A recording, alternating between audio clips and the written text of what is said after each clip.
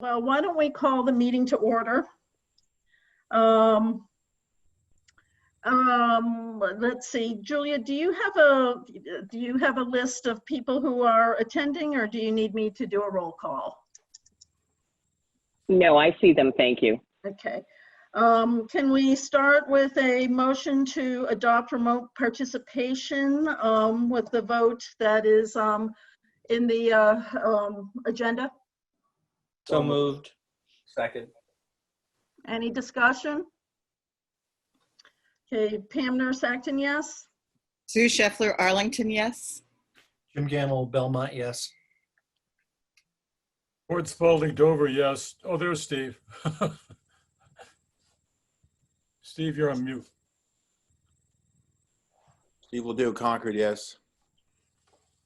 Okay, we got Ford. Dave Horton, Lexington, yes. Jeff Stulen, Needham, yes. Alice DeLucas, Joe, yes.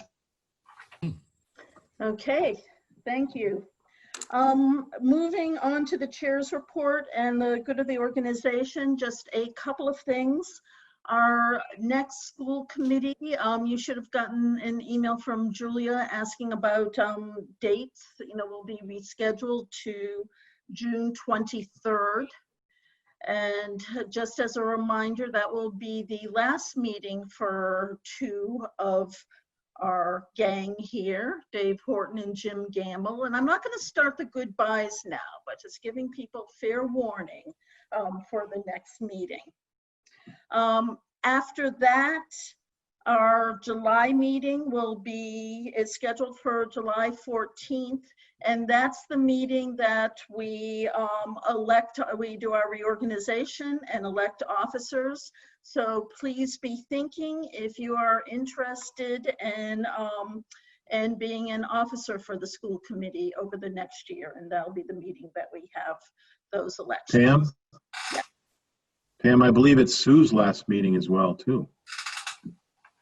Really? Shuffler. Yes. Sorry, Pam. I don't think I checked in with you. My bad. My bad. But yes, we're going to put some new talent on from Arlington. Wow. Okay, Sue. Boy, this is going to be quite a change. All three of you are going to miss you so much, but we're not starting that yet. Alice? Oh, no, Alice. Do we know who the new person is from Arlington? Not yet. We don't. We're working on it. It's been a busy time. Okay. Other thing for the good of the organization, I just want to acknowledge Ed and George and the administration and the faculty for that really meaningful graduation ceremony that you put together. I know I was so moved watching it, just, watching the clips of it. And, it's just, really wonderful that you're able to do something so special for the kids. So thank you. Thanks. It wasn't me. Well, all of you who worked on it, thank you. Pam, Dave Horton and I were there, and it was an unbelievable experience. I walked away saying it's the best graduation I've seen at Minuteman, but at any other high school I've been to. The kids were really engaged. The vehicles were done spectacularly. The students seemed to have a good time. The families had a good time. We got a lot of press, a lot of really great press, thanks to Dan, but also, thanks to the television stations and all that. So it was spectacular. And Dave, I'm sure you agree with me. Yes, you said it very well, Ford. It was a very happy day. Yeah. Well, I'm glad you were there representing the school committee. I was hoping to be there, but federal grants got in my way. So I'm glad you were there. Okay, shall we move on to superintendent's report? Sure. I put this opening of school on every meeting because I'm waiting for things to happen from the Department of Ed, which they had a little bit of guidance last week around opening summer school, and then later on Friday evening, a little bit of stuff around PPE for the opening of school hall. We've had several meetings at school preparing for the opening of fall, and I believe I shared with you last meeting sort of the template that we're going by, and we're planning, what we're calling it, I guess, is week on, week off, half day, every day. And so we're preparing a schedule for that, which means that our formats, one format is 9 and 11th grade, the other format is 10 and 12. Well, in the school will only be one of those formats. So that's about 310 to 325, 30 kids. So let's just say, for instance, grades 9 and 11 are physically in the school. The freshmen will be in academics for the first half of the day, while the juniors are in CTE, hands-on programming, and they'll swap. And then it'll be the same thing when the sophomores and seniors come in, and that week that they're home, we'll be doing remote learning. But we're really trying to focus on the core academics while we're in school, English, math, science, and then special ed support, the reading program, other kind of core things we know our kids need. So this week we're going to be assembling some larger groups outside of the administrators to get some feedback from teachers and kind of work the details. We also have been pricing PE in accord with the recommendations that are coming now officially from the department. We're right in alignment with what we've been doing with what they said. The commissioners had meetings every week, and then there have been various leadership in the Department of Ed having meetings every week, whether it's finance or special ed or CTE. So I feel like we're going to be prepared, and I want to be prepared before the end of June so that we can start communicating to our parents the accommodations that we're making, how we're going to work.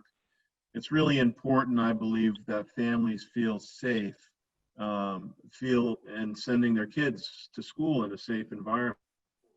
On the other hand, we have teachers who may have underlying conditions or that aren't comfortable being in school at all. We're going to try to accommodate those concerns and providing them, the opportunity to do remote learning 100% if they need to.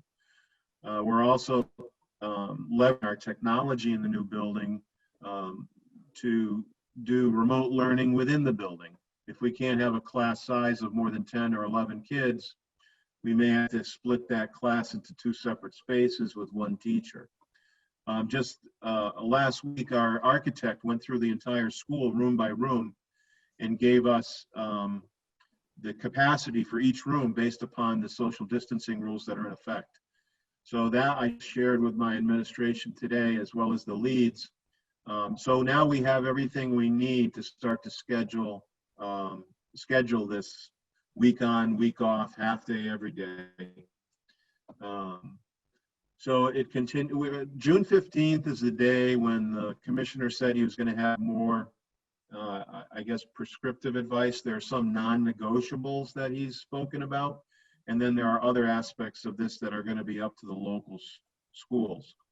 So, the plan that we have, I want to get in front of the school committee as soon as we're, know we're in alignment. They haven't said if the school committee should vote or anything like that officially, but I certainly want you to be comfortable with what we're doing.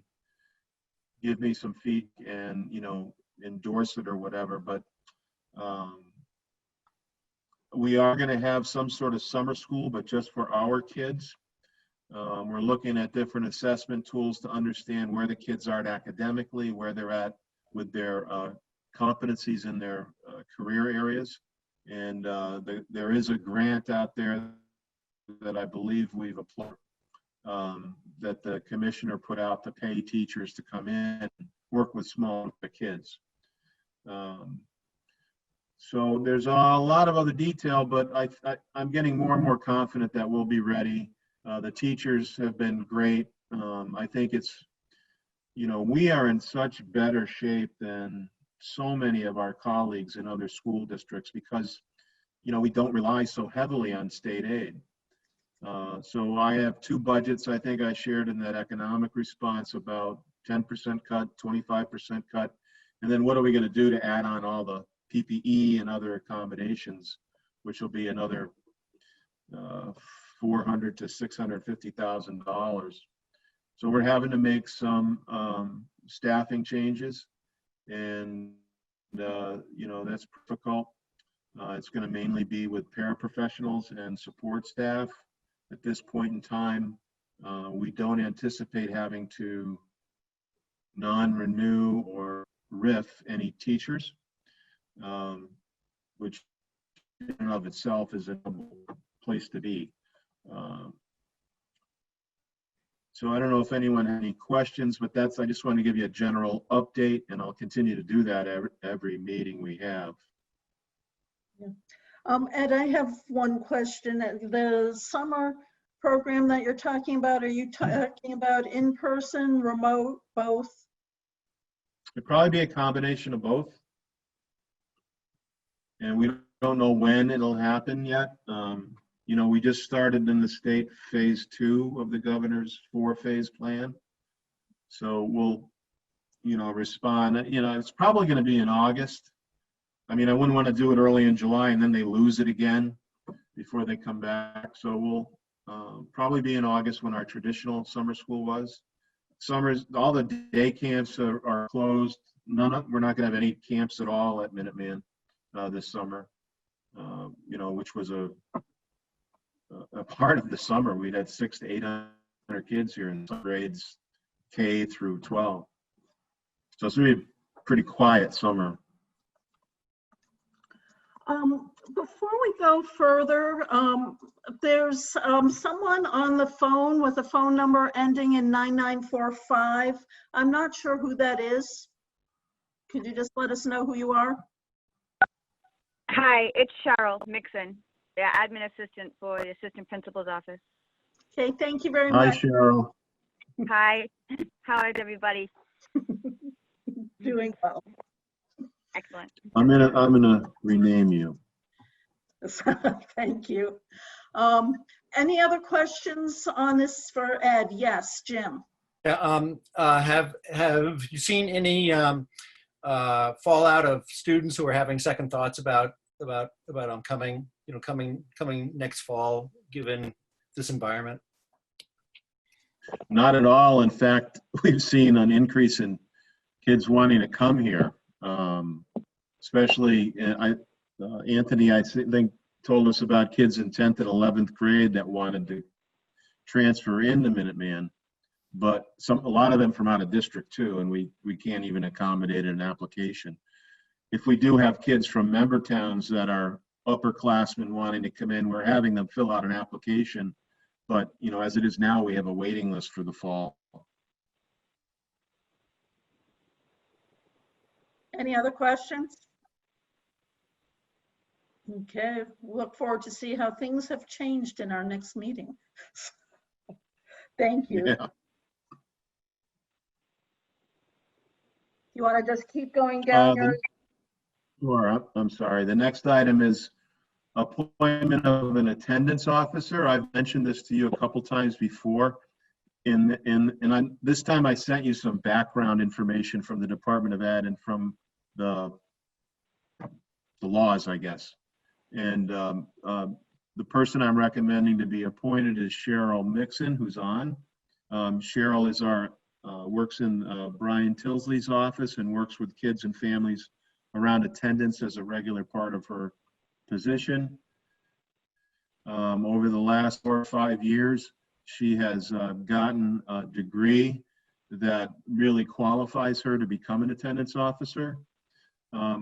And every school district is supposed to have an attendance officer, and this will put us on par with the other schools. And it's a $5,000 stipend per year, which is in the budget for next year. And I wanted you folks to know about that. And if you had any questions for Cheryl, or if Cheryl Mixon had anything she wanted to say other than hi, to say hi. I just wanted to, okay, I'm not that practiced at the Zoom meetings. I had a hard enough time connecting, but I just wanted to say that I am really looking forward to working even more closely with the parents, especially under the circumstances that we've been having. I've been on the phone almost daily with parents, checking in with them, with their students when I get names from Mr. Clement or from teachers of students who they're concerned about not participating, not checking in. And it's actually sad, the amount of parents I talk to, the children are feeling very overwhelmed, not used to online learning, the Zoom meetings, even with the technology there. A lot of them are anxious, and I'm really looking forward to working even more closely and being fully invested in rounding out how I can best support them, even with home visits, of course, socially distancing, safe when they're not sick, just to check in with them, especially now. I've always been doing that, but now I think we need to move even in a better direction with families. Thank you, Cheryl. I know Sue had a question. Yes, I realize this is a large topic, but I just cannot imagine how one can do the attendance thing with online learning as well as in-school learning. And if you would like to say anything about that, it would be helpful. Well, I am looking forward to working with the administrators on how we are going to approach that. I think that it's a different landscape, especially in the fall, if you're combining remote learning with in-school learning. I think the biggest piece will be not letting students fall through the cracks on the times that they're not at school. And I have been versed in going out to families' homes by first, obviously, calling the parents and setting up conferences. I've been doing it in the school, but when there might not be students in the school, to have phone conferences, meetings online to try to support the kids and find out what's going on. And then if need be, following up with a visit to the home, in the afternoons, as long as they're not sick, to check in, to see what is happening, how we can best support them. Thank you. That sounds extremely intensive, and we wish you all the luck in the world. Thank you. Any other comments or questions? Does the school committee need to take any action, Ed, or is this? Yeah, I'd appreciate a motion to appoint Cheryl Mixon as the attendance officer for the district. So moved. Second. Any discussion? Let's go for a vote. Pam Nurse-Acton, yes. Sue Scheffler, Arlington, yes. Jim Gamble, Belmont, yes. Steve Ledoux, Concord, yes. Fort Spalding, Dover, yes. Dave Fortin, Lexington, yes. Jeff Stulen Needham, yes. Alice DeLucas, Joe, yes. That's clearly an appointment. Thank you. Congratulations, Cheryl. She's worked very hard to get the credentials. Thank you so much. I appreciate it. Well, thanks for all your hard work. Thank you. We'll get you a new business card too. Okay, good. The next item on the agenda here for me is Ford school building project update. You see the agenda? Yeah, as you know, I was unable to physically attend this morning's meeting. So why don't you just run through those 3 items for me? All right. Well, the punch list. Who is there? The punch list, we're down to 100 items, I believe, according to the architects. The certificate of occupancy, as I understand it, and Rich was there, Rich Eichenen is on too. I believe the certificate of occupancy is waiting for some final plantings, from what I could tell. Rich, you're unmuted. Is that correct? That is correct. Yeah. I'm not going to talk about Lincoln. So we expect those plantings to begin in the next week or so. So our final certificate of occupancy will be around the last day of school, is what I'm guessing. I'd say sort of the important news is that the photovoltaic system is moving forward. We signed a letter of intent with a different company. The Finance Committee has looked at some of the general aspects of it. To be honest with you, I'm not sure what we're waiting for. I think we're waiting for some more detail from the potential vendor. But it does secure our $2 million in lead incentives that we've been receiving throughout the process of getting reimbursed from the MSBA. The folks came out and they did a tour of the school. We had Beth Greenblatt with us at the last FinCom meeting, who described the outline of the project and the program. It's going to be beneficial to the school in a number of different ways. It's not a big ticket item, but we don't own it. So they take care of it. We get the benefit of it, and we get to keep our lead incentive points. And I haven't heard from Greg Joint hasn't given us our final lead point tally, but he expects to have that in a few weeks. So we're going to be safe there. And we're going to have a photovoltaic system on the roof of the building, not over the parking lot, which I think is an advantage. I don't know if Rich or Jim Gamble want to add anything to that about the PV. Yeah, I mean, sure. But the conversation in the FinCom was to take a look at it and sort of note that the analysis that had been done with the previous proposal had included an option about what what the alternative of the ownership would look like, and this current proposal didn't have that as a side by side, and it's just. We just sort of encourage that be taken a look at to see if, it's sort of our job to ask questions. And the question here is the proposal that's been put in front of us, more vendor friendly than we could possibly negotiate. I mean, there's a lot of money flowing in from federal tax credits and from state incentives, and it's just a question about the sharing of that, which shows up in the negotiated rate that Minuteman would pay for the next 15 years. So we just sort of encouraged the administration to sort of make sure that they were confident that the terms were as favorable as could be negotiated. Yeah, that reminds me, I'm sorry, Beth did do that additional analysis, and we'll be sending it to you shortly. Good. Are you coming to the school committee? Ford, do you have anything else, or? Yep. No, that's it. I think we can move to the athletic field update and presentation, if that's all right. Sure. Pam, I would like to read a motion because I think we ought to have this discussion under a motion. If that's all right with you.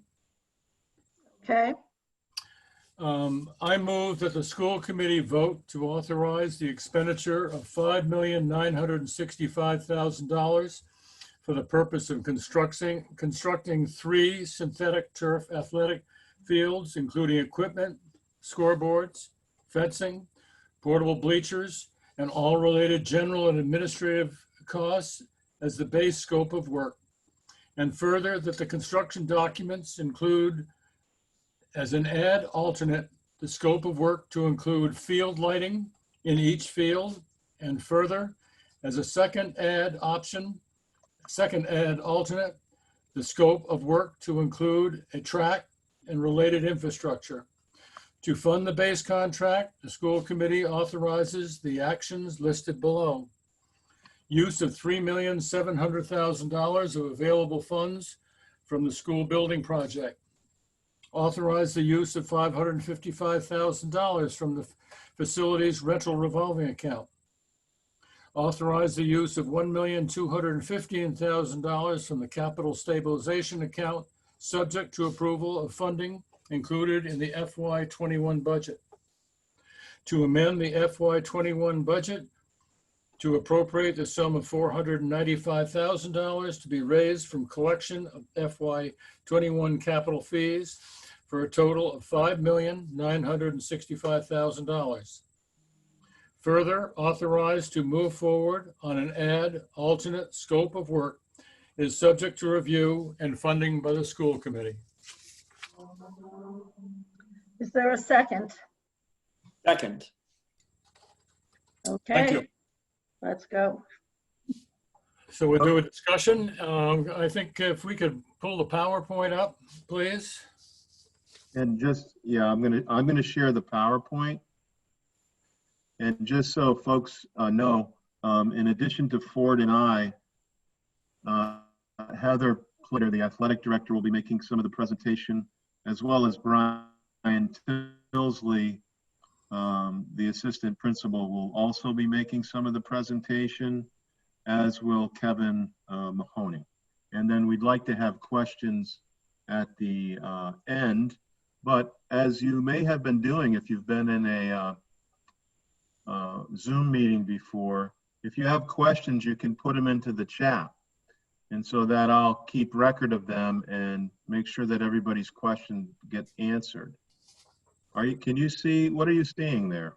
Seeing an email list, that's all. The email. Okay, that's not right. I tried opening some of those emails. It didn't work. I wish you would. You can take them all. Okay, here we go. And just to clarify, you're asking us to hold questions till the end. Yeah, put them in the chat. Do you know how to use the chat function? Mm-hmm.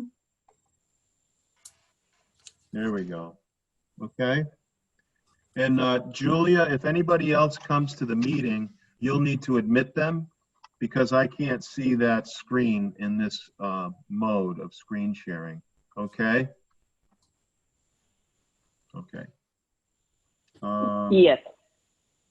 So I'm just going to do a couple slides. This is the presentation. I wanted to just remind folks that what we had permitted, designed, was something we had been calling a full build. That's not what we're moving forward with. We're moving forward with this in a phased approach. But this was the full build that was permitted by both Lexington and Lincoln and approved by the FinCom and their planning boards. At this point, I'd ask Heather to unmute herself and talk a little bit about the next few slides. Heather, are you still on maternity leave? Heather just had a new baby, so I really appreciate her being here. Yes, I did. Yep, he just turned 3 months on June 2nd. And he's going to be on the Minuteman football team very soon. Yeah, I hope so. Yeah, he just ate, so he's solid. He's ready to go. No interruptions here. All right. So I can't see the presentation. Hold on. Okay. All right. So I am just going to start with enrollment and student interest in Minuteman athletics is growing. And to give you a ballpark, 5 years ago, we had 74 incoming freshman boys, and now we have 116 boys. And 5 years ago, we had 39 freshman girls, and we have 70 incoming freshman girls this year. Athletics are a big factor, an important factor for parents of prospective students. A big part of that, and something that Minuteman really prides themselves in, is that we have an opportunity for all students where we have a no-cut policy and we have no user fees. So it's really something that many other schools do have. They charge per sport, per kid, and Minuteman has done a really good job at keeping that at zero and providing all of that for them. The athletic facility would strengthen Minuteman's existing teams and add capacity for additional teams for girls, particularly girls lacrosse and field hockey. We would also meet the Title IX threshold of having little gender equity gaps and opportunities for males and females. Without having the option of having these 3 fields could mean a reduction in offering for boy sports.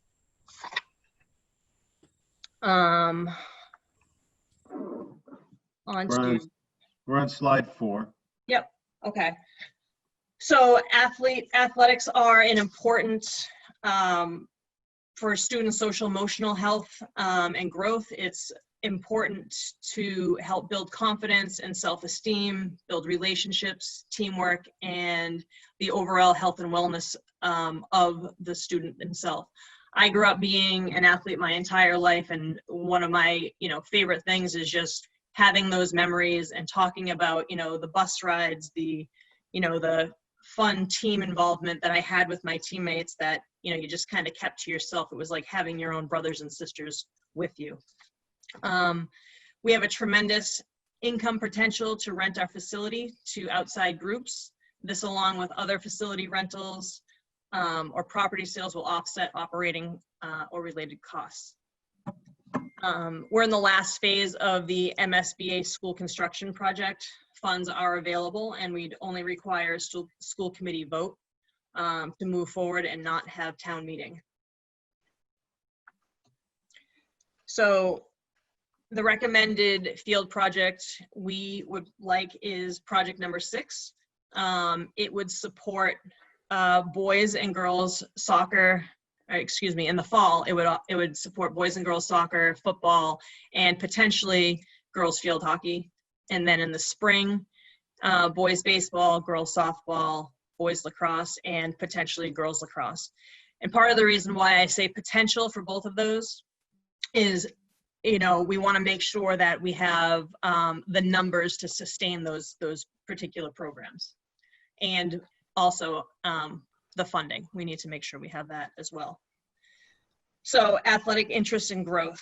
Minuteman rebuilt its girls softball team in 2017, and there's been growing interest in that sport and in girls lacrosse over the last few years. And the number of players has also increased in soccer and cheerleading. So this is where we get into the numbers. So Minuteman has 581 total students for the 2019-2020 school year. 208 of them are girls, 368 are boys, and 5 were non-binary. We had 243 students participate in sports. 176 were boys, 67 were girls, and 58 of those athletes participate in more than one sport. There's a little asterisk next to the 243 number, and just so you are aware, under the MIA and also under the OCR, which is the Office of Civil Rights, cheerleading is not under the umbrella of being a competitive sport. So if we were able to include those in our OCR numbers, that would be an additional 27 girls that we can add to that 243 student athletes. A three field facility would nearly eliminate that gender gap that we were talking about in our school sports. This is due to a continued growth of interest in girls sports, including lacrosse and field hockey. To fill you in a little bit on the OCR piece, so I've learned a lot about OCR. I didn't really know too much about it until recently, and so I was digging into some information, and this is what I found to give you some points of understanding. So Minuteman Athletics is constantly trying to offer a fair and equal opportunity for all of our students. And so to be in compliance with Title IX, we must continue to grow our programs for the minority group, which in this case are girl sports.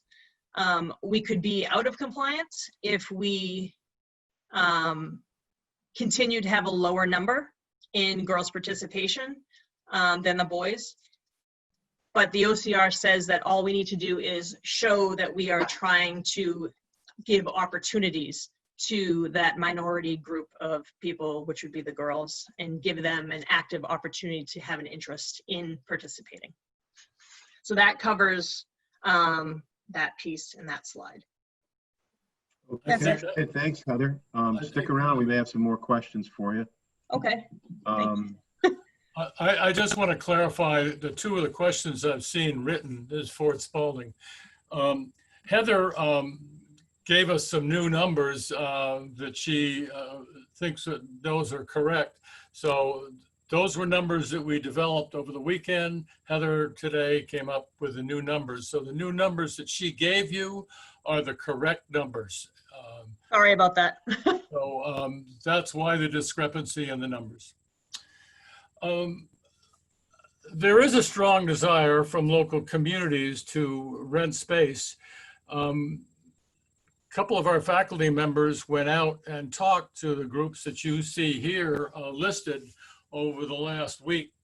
And they actually talked to each of these groups. The groups wouldn't sign a letter of intent because we don't have any fields.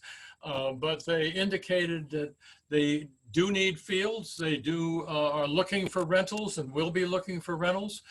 So the list that you see here is an accurate list. I believe it's a partial list of what's out there.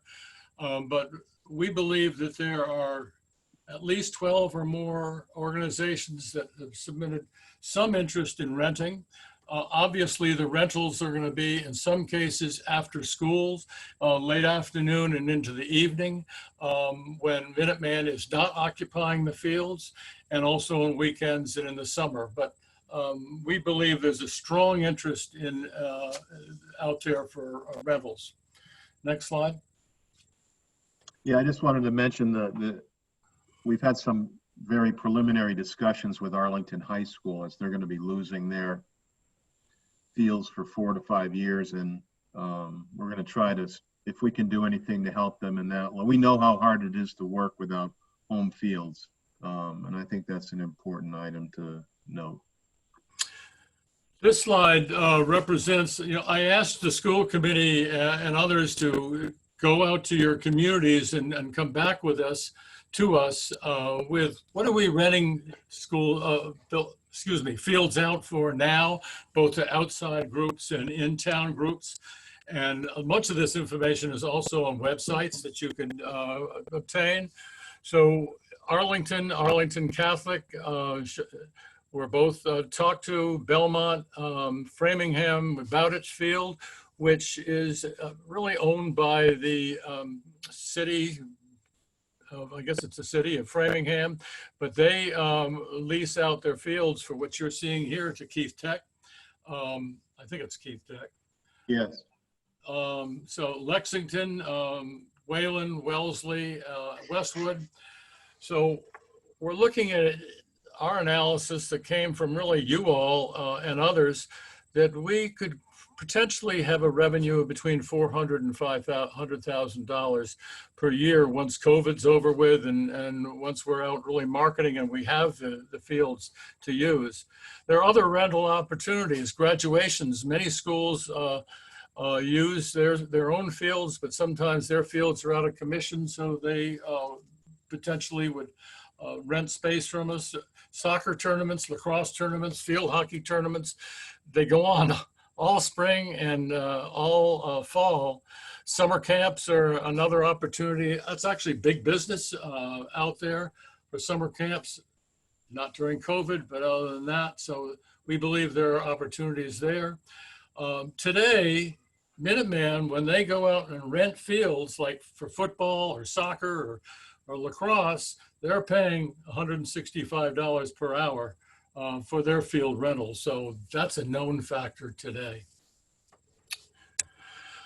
As you all know, we went to a myriad of options that you've seen before. We go to the next slide. And Luke McCoy, who is on the call, who could answer questions specifically about the design later on, he put together those drawings, and what we've selected are the ones that we think make the most sense, although we don't like most of them, most sense for us to consider. There is no cost option. If we do nothing, we're just going to have a dirt field out there. It won't even be a field, just a dirt entrance. So you're going to drive in and look to your left as you come into the school, and you're just going to see dirt. An option might be to put in an open lawn, excuse me, the first one, was there one before this, Ed? Yeah, an open meadow. This would be non-playable. It would just have some growth on it for $195,000. The next one is an open lawn, which could be used for athletics. Some of you probably played in athletic fields that were like this. They limed out what it looked like.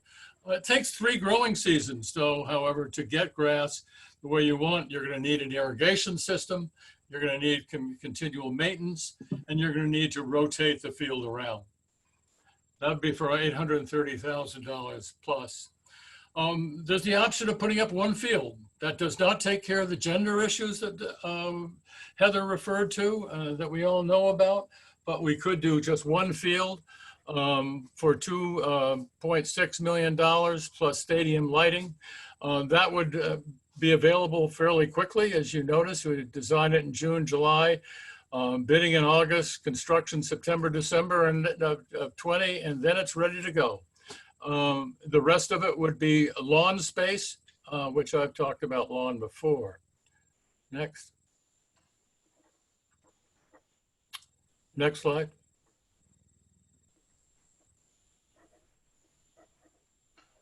Where is our? You all right there? No, we're just looking at there we go. We look at a track component, adding a track to that 1 field. We believe that the track will be a very strong component for Minuteman. However, when you look at the cost, you're talking about $6.6 million to have the field and the track and other components of track and field sports with an open lawn. So that's $6.6 million plus stadium lighting, $650,000. Next.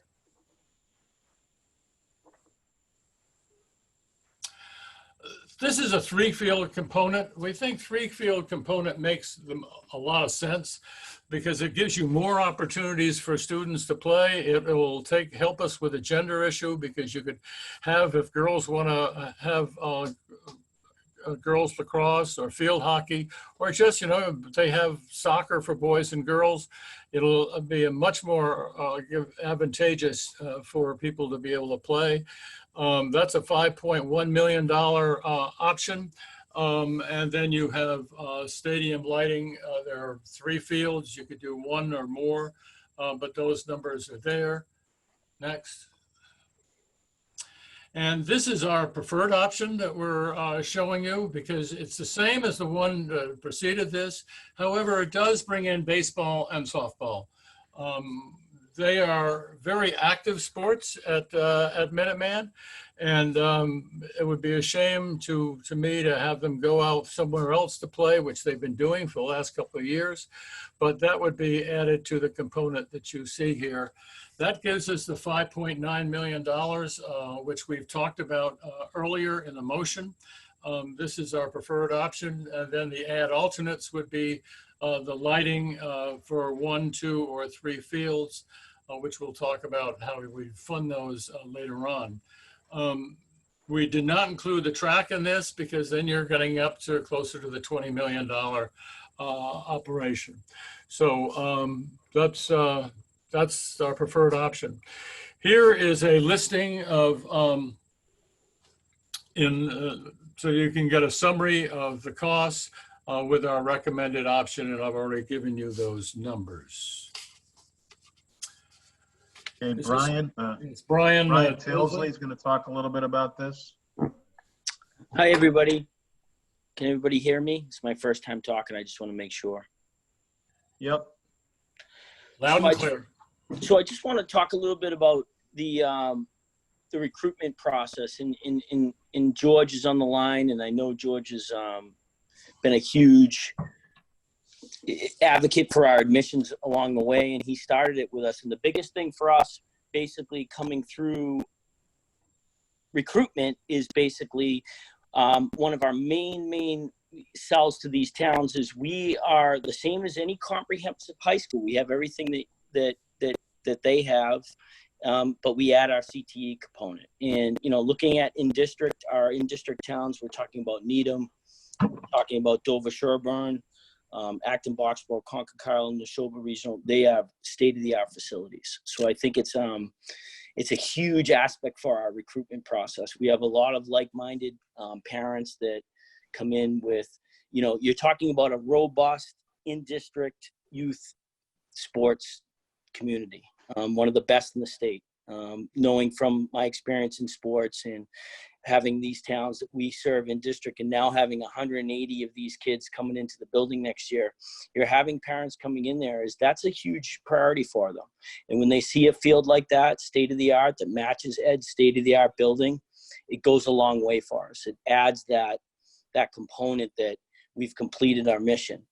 You're talking about towns that these kids have played sports a long time, and they have parents that pride themselves on coming to Minuteman and seeing that facility. So I just want to just touch on that recruitment part of it. George will tell you when he goes to his presentations, and now Anthony, that's a major question of the middle schools. Major question right away is what type of sports you have, how are you supported, how are you funded, what type of facilities do you have.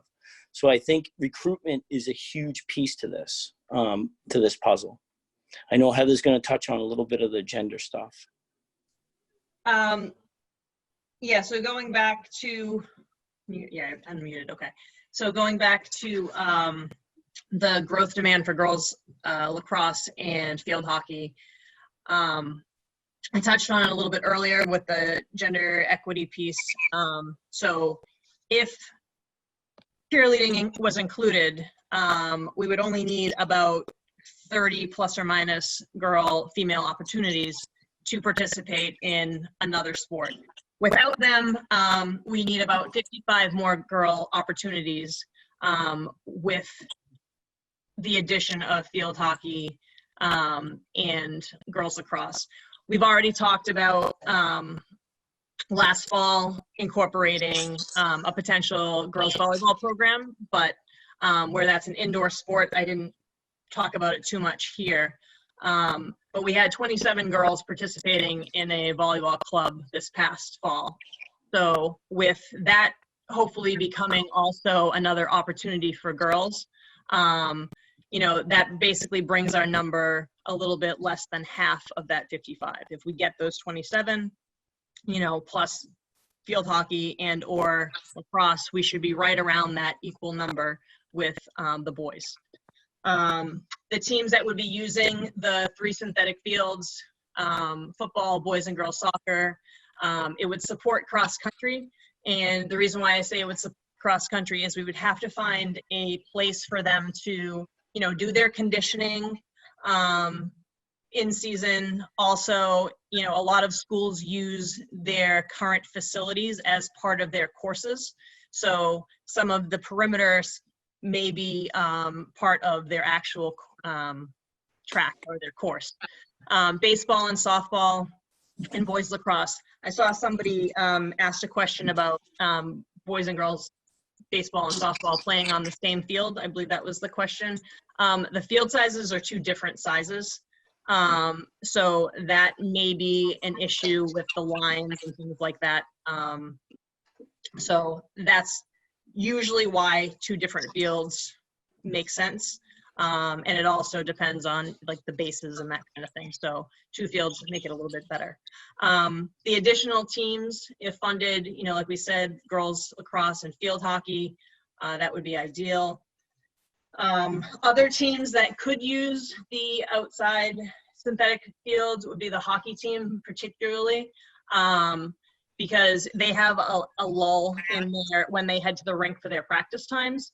And if the weather is good, those outside fields can be used for conditioning, off-ice stuff, meaning, you know, they could practice, you know, their power play and other types of things, just doing, you know, like a walkthrough in football. It's something that they could do. For physical education, the classes, we could use it for so many different activities. The multi-use field, we can play flag football, lacrosse, soccer, field hockey. Ultimate Frisbee is a really popular club that people are starting to have in the area.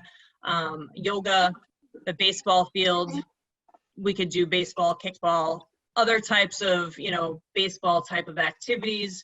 And the softball field, same thing. We could play softball, frisbee golf, and many other outdoor activities there.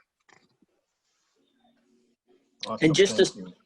and just Go to ahead, circle Brian. back, just to circle back on the rental opportunities, myself and John Donato reached out to a lot of people over the last month or so, and like Ford had mentioned, summer camps, once the COVID clears, this is going to be a very hot commodity, especially with our location right on the 128 corridor, and getting those summer camps in here. I think in talking to some colleagues that have done it, I have a friend that did it over in Chelmsford. He's a longtime friend of mine and athletic director, and he's made his money back and then some. So I think the rental opportunities are going to be there in the end. So with this slide, we got. Kevin, can I jump in for a second? Yes. I know you wanted to keep all the questions till the end, but it seems like we are about to go into financing. So I wonder if we could take, just see if there's any questions about the substance of the plans that were presented so far before we get into the financing. But before we do that, I also want to acknowledge that Alice did put a point of order into the chat that I feel like, it's usually points of order take precedent. So I do want to take a moment to address that. Sure, go ahead, Madam Chair. I can't see the questions, so you're in charge there. Okay, so Alice, do you want to address your point of order? Yes, this vote appeared in an email this afternoon. It was not on the agenda. I don't believe the entire school committee is here. So I don't think it was properly noticed. And I think that because of the magnitude of something like this, the best optics is if you have the whole school committee supporting it.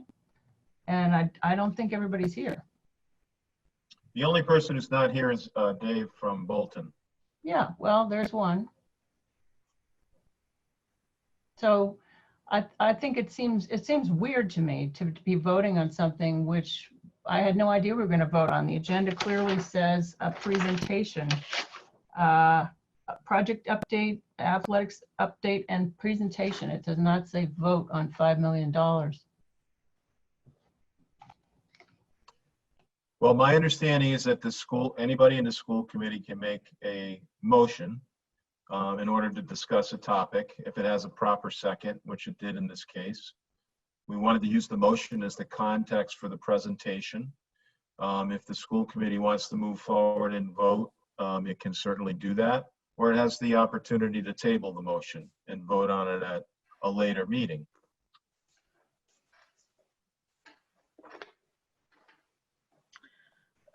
At this point, and again, those of you who know, I've been very clear, Robert's rules are not my strength. So what I would like to suggest is that we continue with the presentation, and then during the discussion, the issue of whether or not we're ready to vote or whether we want to table the motion could come up then. Can someone tell me whether that was a proper suggestion? Works for me. Pam, I am familiar with it, and the answer is what Ed suggested is correct, is that we can go through, and then if the school committee decides that they want to delay it, they can delay it to the next meeting, or they can vote on it. And I think that's up to the majority. I guess it's not a majority, up to whatever you need to pass or defeat something. Pam? Yes. Gamble here. Just so everyone knows, my recollection of Robert rules is that a motion to table is a non-debatable motion. So, everyone should know that if that's formally made, it just stops all debate. Correct. Excuse me, Pam. First, we are not in a debate yet, and I'm not sure that there's a Robert's Rules thing. I think that one thing that Alice was saying is that it's partly an optics thing. Yeah. I don't think it's a Robert's Rules thing necessarily, and I'm not sure it's an open meeting law thing, but it certainly could be an optics thing. At any rate, I agree with Pam's suggestion. Let's finish the presentation. We can have a discussion. We can decide if we want to vote or delay a vote. Okay, with that, I would like to just pause for a minute before we get into the finance pieces to see if there are any questions so far.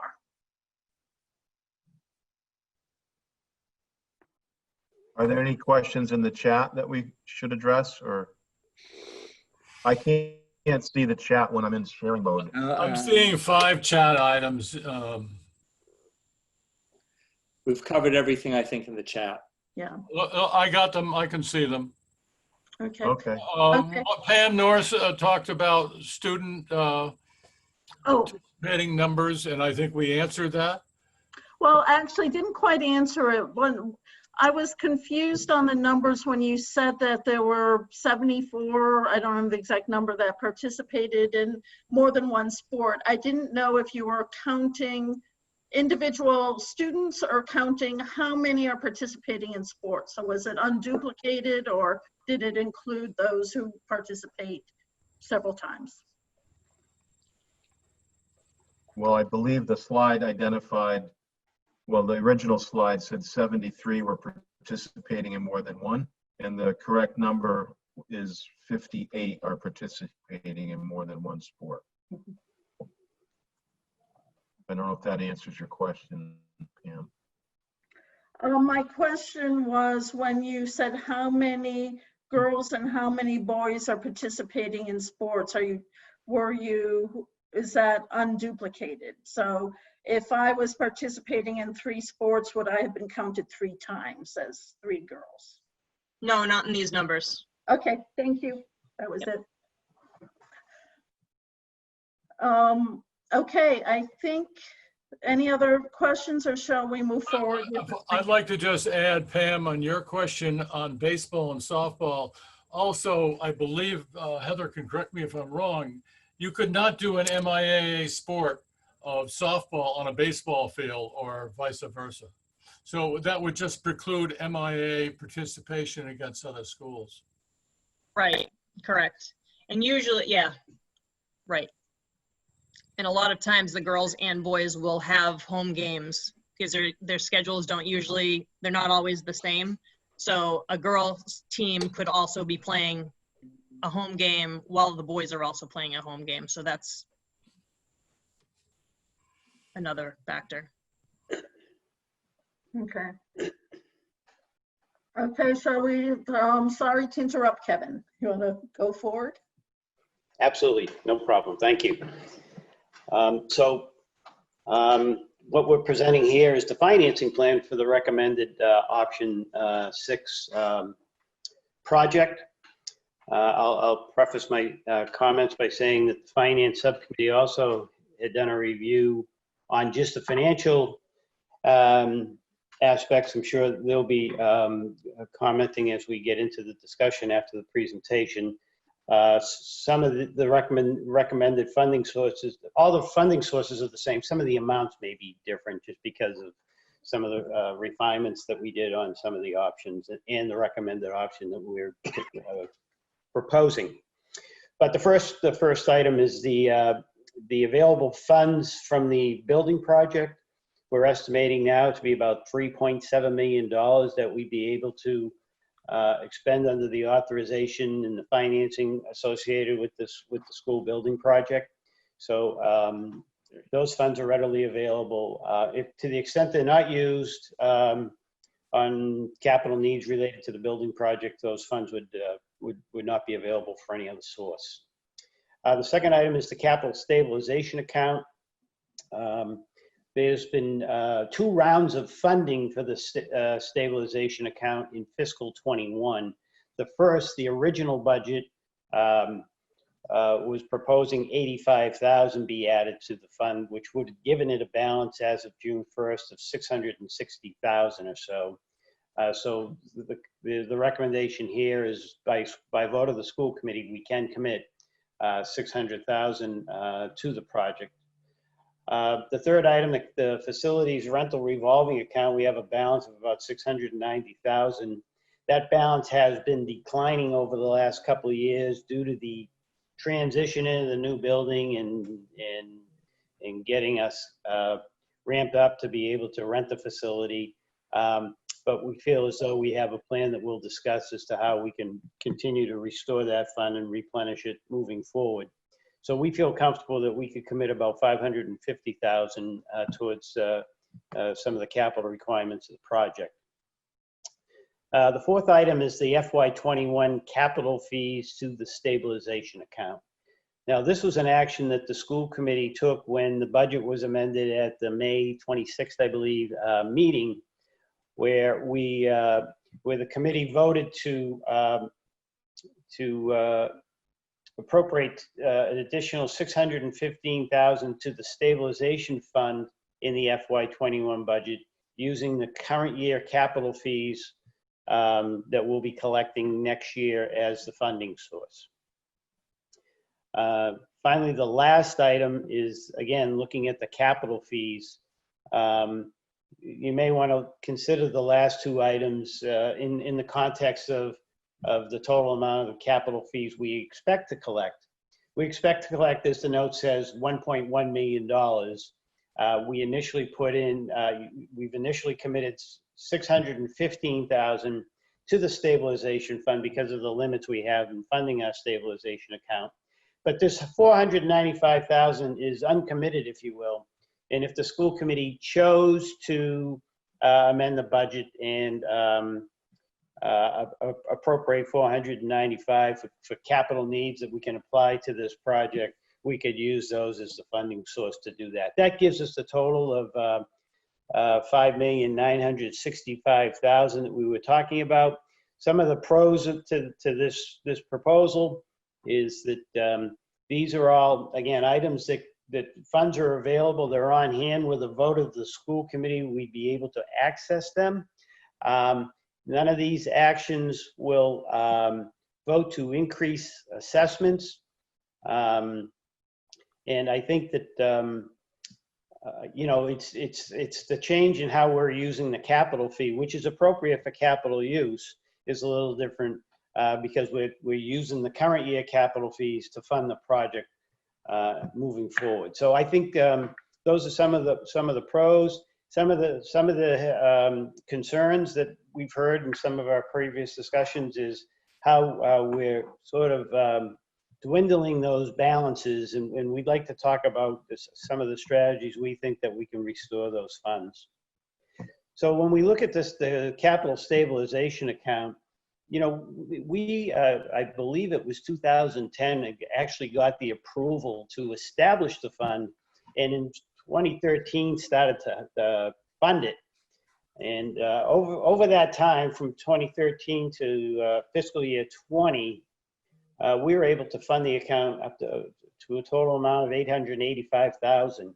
And we've used those funds for things. Back in the old building, we had a wall repair we had to do. We had some capital repairs we needed to do.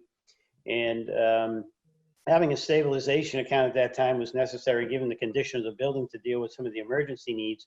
But I think one of the real strategies that we were trying to accomplish was we had always said that under the MSBA formula, it really did not take into consideration the capital equipment needs required for a vocational technical school in their reimbursement formula.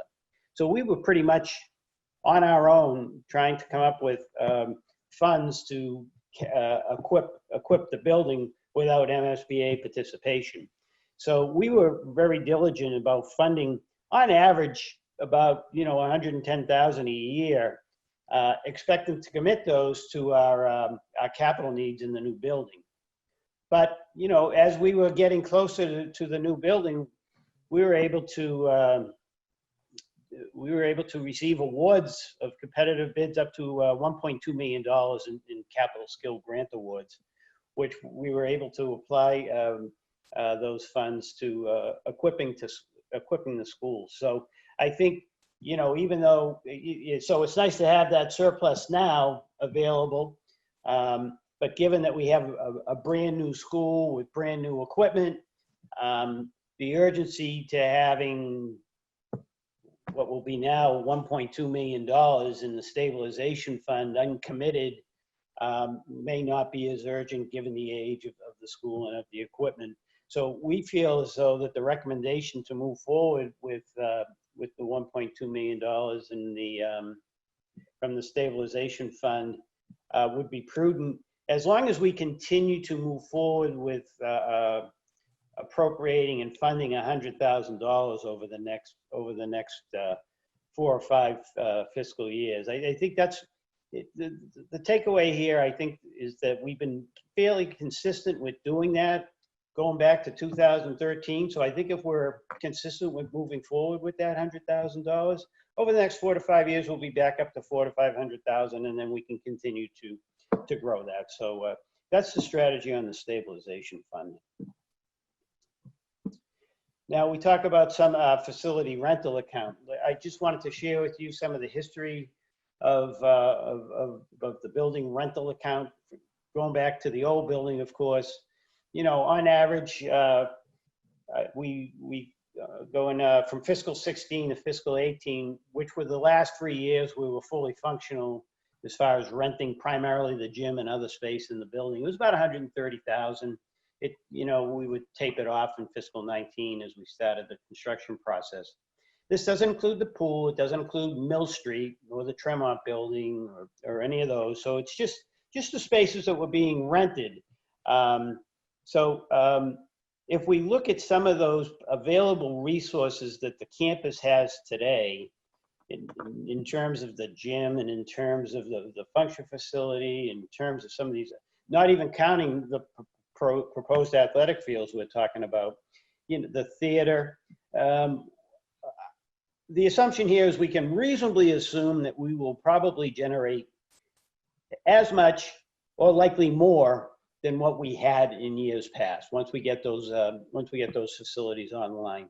So we think that by committing, you know, the $555,000 now toward this project, that once we get our facilities up and running, we ought to be able to restore the balance in those revolving accounts.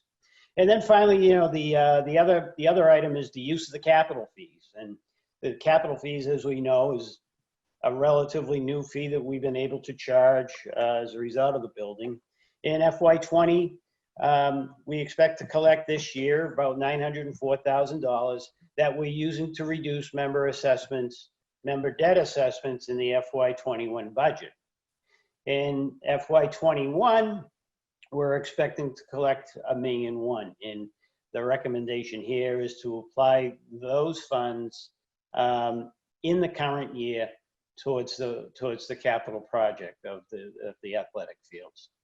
As we look forward, we still see, based on the revenue, the enrollment projections, our most recent enrollment projections, over the next 2 years, there's still going to be about $1.5 million coming in capital fees. So it's not like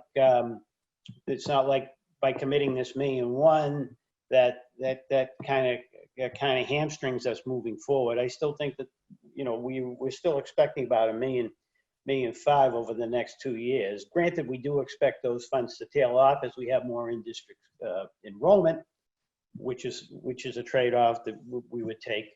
But I do think that we're still going to have that window where there's going to be about $1.5 million to come in that we can use to offset debt assessment or fund the stabilization account or some combination thereof. It's a decision of the school committee. So when we look at the financial model of the athletic facility, you know, we had our own underlying assumptions that we made that we took a step back from and had an independent analysis take a look at what we put together to really give it a sanity test just to see how accurate it may look. The company Ballard and King did their analysis.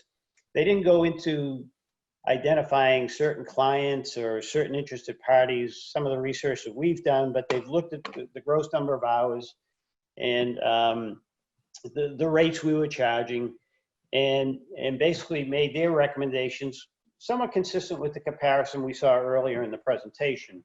So when we look at that and we look at the financial model, we want to make sure that this facility is self-sustaining, that it's a self-sustaining enterprise, including the capital replacement down the road, so that it's not creating a burden on assessments and onto the district budget.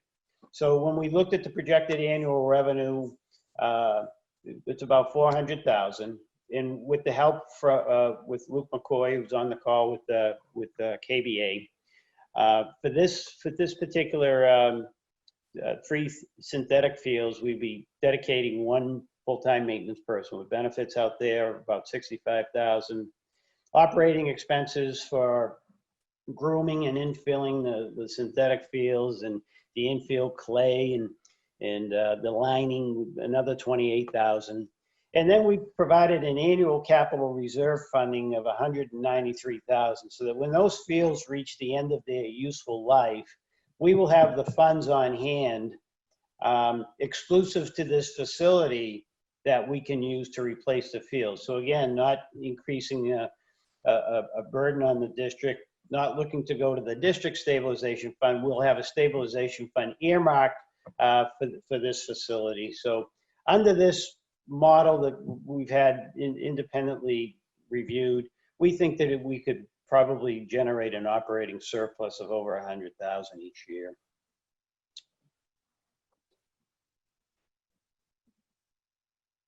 Next slide is funding the field lights, the ad-alts. So we included in the motion the ad alternate for stadium lighting. As the superintendent mentioned, as part of our permit, we do have the lighting approved. So when we looked at that, we saw that the cost by field for the stadium field, as you can see, is 650,000. For the softball field is 475,000, and the baseball field is 575,000, for a total of $1.7 million. So some of the options that we was considering as far as to fund the field lighting would be to issue a tax-exempt lease purchase, similar to our ESCO lease, and to perhaps sell the Mill Street properties, and whatever proceeds are yielded from that sale, some or all could be applied to this ad-alt. What we did provide is in a separate schedule is a debt service schedule going over 10 years that compares the ESCO, that includes the ESCO amount that's currently there that's retired in fiscal 25, layers in the debt service associated with the field lighting, so you can and projects what the potential cost would be to your to each member town. But when you look at the principal and interest for the stadium lighting, the multi-sport field, it would be about 784,000. The baseball field with principal and interest 693,000. In the softball field, about 572,000 at an interest rate of 3.75% current rate.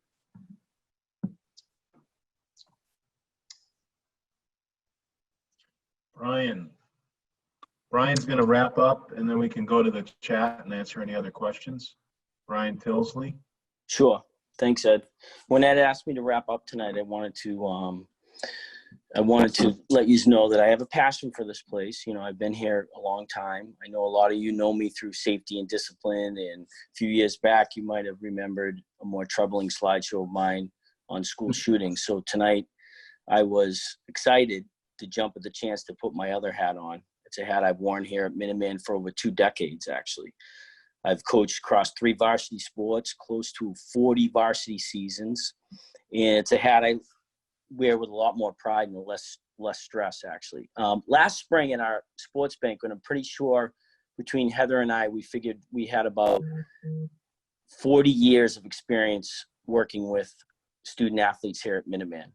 Add to that my career as an NCAA athlete, my experience as an MIA referee, and more recently a youth coach for my own kids. I've pretty much seen it all when it comes to facilities and the cultural change a new one can be for a school like ours. For the last 3 seasons, our kids have played exclusively on the road with no field to call a home. True road warriors, all of them have been. Game after game, we've pulled into parking lots of rival Voc schools with beautiful facilities and heard the oohs and ahs from the back of our buses. The pride that those Shawsheen, Assabet, Neshoba, Essex kids have in their home field is something that our Minuteman kids truly deserve. Ed's vision was understood this past September when we opened the state-of-the-art building. An athletic facility like this to match that building will be a source of pride for years to come for our current and future students.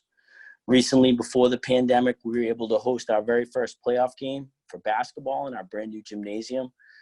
It was a great game, but to be honest, I really didn't see much of the action on the court. My eyes were glued to all the ex-players and coaches in the stands, seeing the pride in those alumni's faces at our shiny new gym that we now called our home court. It's the same look I see every day when visitors come to the front door for the first time in our new building. The site of this complex will greet people from the road. It will be a source of not only our pride for us, but will complete the vision that Ed had 12 years ago. I think we just need to finish the job with this. I want to end with a quote from Pat Summitt. Pat Summitt was a coach of the legendary girls basketball coach of the University of Tennessee. She died at 59 years old of Alzheimer's. One of Pat's most fanatical coaching philosophies in her 46 years working with student athletes was her simple belief in finishing strong. The quote is straightforward and it's blunt, just like Pat was, and kind of similar to Ed. Finish strong is the difference between excellent work and average work. One thing I'm sure about my 20 years here at Minuteman, working with these kids and these coaches and these athletes, is we've never been average. Ed's vision and the work you all did to create this new school was nothing short of excellent. These kids and coaches deserve an excellent finish. And I think this facility could be the icing on the cake for the vision. Thanks for listening. Thank you, Brian. So I'm going to stop sharing this for a moment and see if we have some questions in the chat that we can address. Pam, have you been monitoring those? Trying to see. Oh, here it is. Okay. Sorry, I was on mute. There is one question on slide 23, the 400,000 estimated field rental income. Does it rely on using lights at night? I don't believe it does. I think we were pretty conservative in that amount. Oh.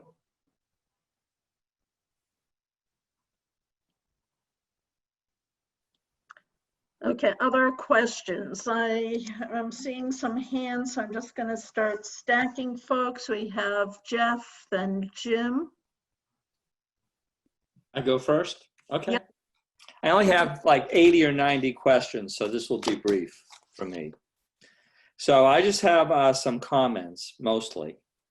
Some concerns that are been already mentioned, some of them.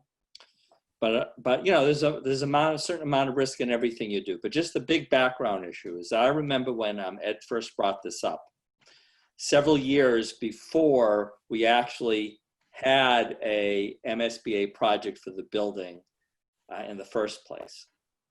So the idea on how to move forward has a very long life. It's been going on for years and years and years.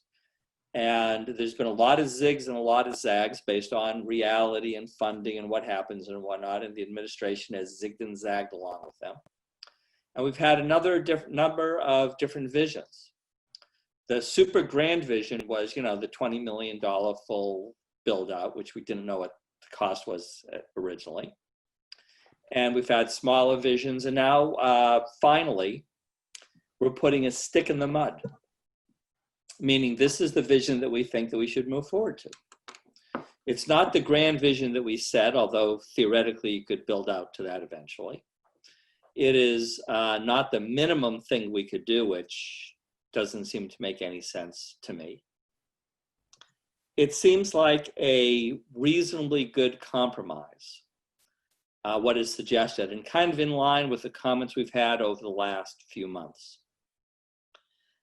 So there are some pros and cons with moving forward, some of which people have mentioned. There are concerns about the depletion of the stabilization fund, which is, of course, valid. There could be an impact on assessments, because what we could have done, of course, is use all the money coming in from capital fees and use that money to reduce assessments. So there could be an impact on assessments. And there's an issue of timing. Timing in the middle of a crisis, and yet we are talking about a project that requires us to spend some money. So to me, the overriding idea, however, is the one on timing. Timing meaning we have these funds which we intended to spend on the field. All the leftover funds from the project, that was our original intent. The money from the stabilization fund, one of the reasons we put that in there was precisely for capital projects, to enhance what we got from MSBA. That was one of the reasons that we set it up, and it's a reason we talked about a lot. But the biggest timing issue of all is the fact that if we don't do it now, we lose two things that we may never gain back. One thing we lose is momentum, because if we stop it now and you have to do it later, you have to start all over again. Where are you going to get the money from? The money we had was gone, et cetera, et cetera, et cetera. And we have a team. The other timing issue is we have a team that we trust to move forward, a team that has been extremely successful. And in my 21 now years here at Minuteman, I can assure you that a lot of the teams we had in the administration were, in my view, not ones that I would have full faith in to move forward on this project, but we do have the team now to move forward with. So what I'm doing, what I'm saying to myself is that it's a middle proposal, which is okay. There are some issues with timing, which is not perfect, but it never is. There are some risks with the stabilization fund. There is some impact on assessments, because we're not going to do everything we can do to reduce assessments. But I know what the value of the athletics are for the kids. I don't think that the proposal is immodest, and the timing is right. So I have, my long list of concerns, no different than the concerns I would have had in the past or the future. But I think that to me, my pitch, looking over this, how this has evolved over 6 or 7 years, is that it's a reasonable proposal. The timing is right, and we found a way to pay for it other than lighting, without having to do loans or others, or going back to town. So I'm overall, I'm pretty happy with the proposal, and with moving forward, as long as Kevin Mahoney tells me that he thinks that this is a financially sound approach, even considering the risks that we've been talking about. So I'd like to hear a declarative statement on that from Kevin. We do think that we have a strategy that's very much workable, that will allow us to address not only the funding needs today, but also a plan to replenish those revolving funds moving forward. Okay, then my only final comments, and I'm pretty much done with my comments that I've been storing up for 6 years now, is number one, we do have to consider what Alice mentioned, so we should talk about that at some point.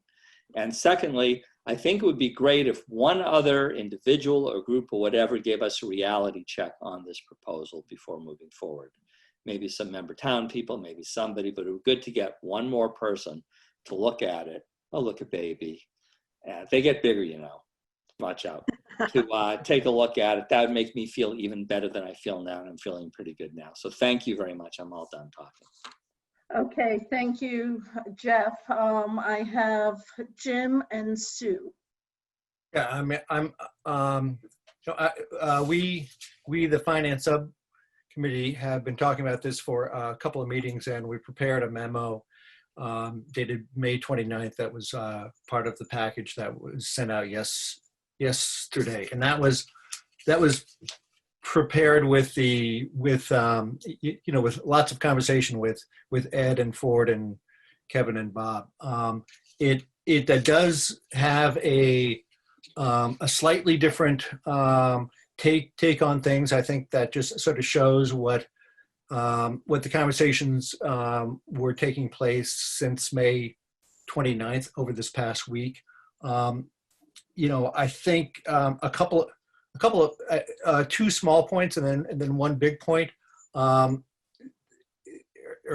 starting off, the big difference here is that I think Kevin and the group worked very hard to try to come up with the 5.9 million only going into the fiscal 21 non-resident capital fees. That they sort of drew that as a marker. And to do that, I think they dipped into some of the other funds as deeply as you could possibly dip. I mean, that if you take a look at our memo, we were thinking in terms of 400,000 rather than 555,000 from the facilities rental. That's probably the biggest difference there. On the $400,000 in revenue, the way I sort of think about that is, I think that would take at least 1,000 rentable events, which I think is possible, but it means that that the people running it are going to have to be serious about making sure there's a process for booking and collecting those fees. And then the big point is, I think we were trying to think of what would have the least impact on member town assessments going forward for the next couple of years. And if you take that as your driving force, selling one or more of the Mill Street parcels becomes a more attractive option. That it would take time, but that would basically swapping Mill Street land for these fields is one of the options that would leave the non-resident capital fees for from other uses. In general, I think the district is rich in resources. I think if I were a representative from a town that was going to be a member more than the next 21 days, I would be supportive of it, because I'd be confident that one way or the other, the resources are there, and it's just a question about whether you want to spend the cash you're going to be collecting relatively soon, or do you want to save that cash and the impact on the assessments and put some of the parcels up for consideration. Okay, I have Sue, then Ford. I'll add myself if there's no one else, but let's move forward with Sue, then Ford. As you know, I've had a lot of concerns over the last couple of months, and particularly because this has such a big impact on Arlington. I was thinking about the financial impact, and I've come over the last couple of weeks to think more about, well, not more, but at least as much about what it will mean for Arlington students who are not at Minuteman, given that they're not going to have any fields of their own, and for what it will mean for the community at Minuteman. I finally believe that we will have a fall semester, which is enormously reassuring. Having seen this presentation and having some sense of the amount of detailed research and thinking that went into it, I am really impressed. And it's sort of I guess it's not surprising given what this community has done over the last couple of decades with getting the school project passed. Excuse me a second.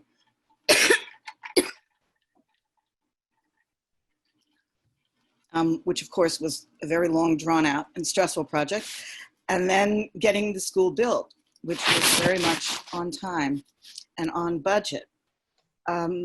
This is sort of an amazing team, the staff and the administration and the school committee, of course. And I've come to have faith that we should do this. We should do it because, if not now, when, as I think Jeff said, because it's, because I have faith that investing this much in the students that will use this facility over the next number of decades, hopefully more, I think that's the right thing to do. Have the faith that we have the thinking and research about the project, that we have the team that can move forward, and that it will benefit not just Minuteman students, but students in surrounding communities as well. And it does seem like a reasonable, a reasonable project to me. And I also appreciate Kevin's input on this, I have to say. It gives a sense of stability, which is nice. So obviously I'm feeling positive, and thank you for all the tremendous hard work. Okay, Ford? I have one question first to sort of Kevin or Bob. I believe you went to our financial advisors with this plan. Am I correct on that? And you discussed elements of it with them. Jeff, I know, asked the question, should we go out to an independent group? I don't know if they would be considered independent. I think they would, as I think our financial team led by Jim is also. But did you go to someone else? We did have conversations with our bond counsel and our in Unibank fiscal advisors, more about looking at the mechanics of the funding, terms, different options.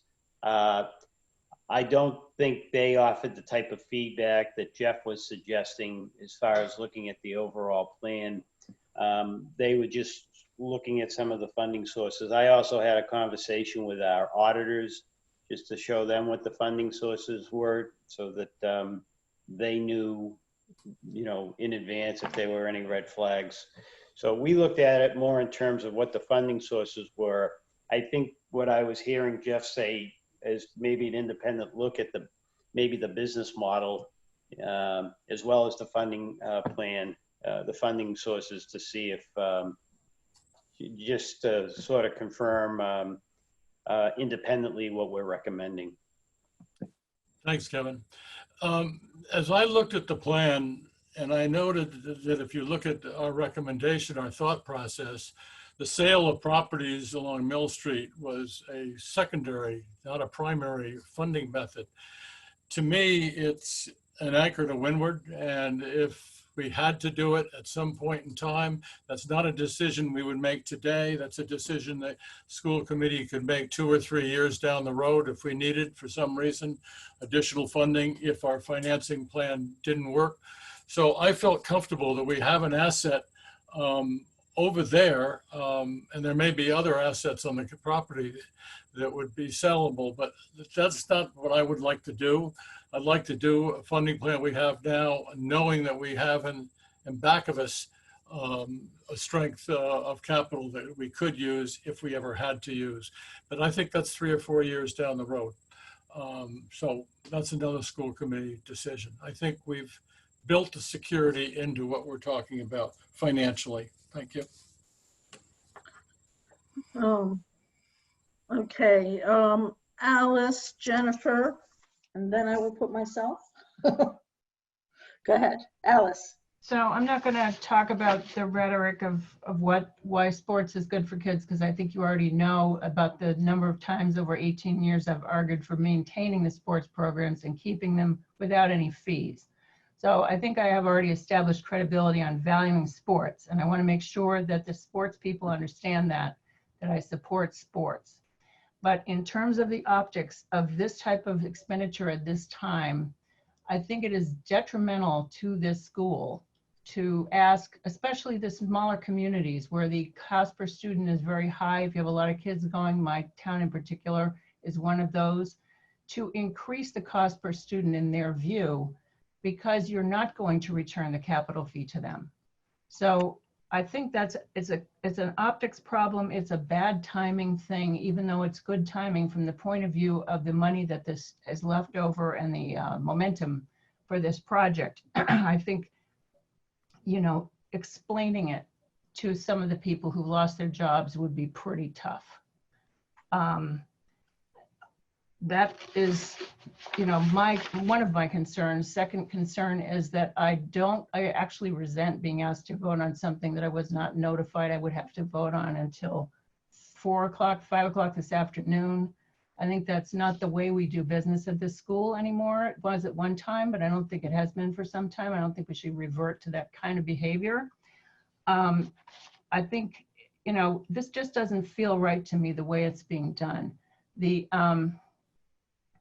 The presentation is very good. There are a few things in it that still need to be ironed out. I'm all in favor of good presentations, and I think our job is to kick the tires on proposals. Finance Subcommittee, in their recommendation letter, their final line is, our final recommendation to the school committee is for each member to inform their local officials and constituents so that their preferences for various funding strategies are understood by us. There is no time for that if you vote on it with no notice. And also, I would never do that, but you know, that's aside. I don't know how you would get the consensus outside of a town meeting for how an open town meeting would vote on something like this. We're spending their money. It's not our money, it's their money. So we have to make sure that we can make the case, not just in terms of the value of sports, but also that we have done every bit of due diligence to keep the price down.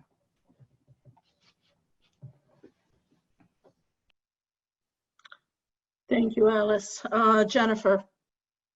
Okay, so I'm with Alice on the timing of this. I can't vote on this tonight. I need to discuss this at least with our finance subcommittee or our FinCom.